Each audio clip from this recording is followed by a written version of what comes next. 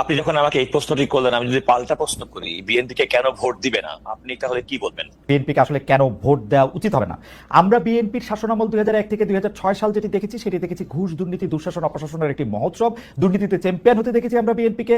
10টা কষ্টের প্রবেশ দেখেছি, বিরোধী দলের নেতার সমাবেশে গ্রেনেড হামলা দেখেছি, তত্ত্বাবধায়ক সরকার ব্যবস্থা ধ্বংস করে একজন মাত্র বিচারককে প্রধান বিচারপতি এবং তত্ত্বাবধায়ক সরকার ব্যবস্থা প্রধান রাখার জন্য সংবিধান পরিবর্তন করতে দেখেছি। 10 বছর, আমি যদি এর পরে আসি, এই 15 বছরের ফেসিবাদী ব্যবস্থায় বিএনপি নিজেরা কনফিউজ ছিল, জনগণকে কনফিউজ করেছে। আমি 2018 সালের ইলেকশনটাই সময় নাই, শুধু চট করে একটু বলি।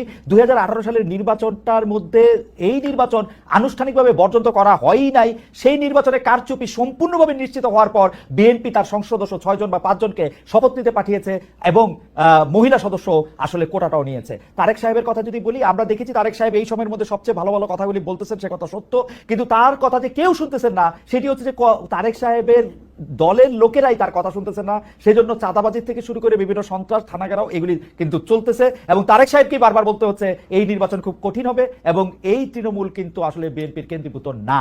এই হচ্ছে আমার মানে 1 মিনিটে ঊর্ধ্বশ্বাসে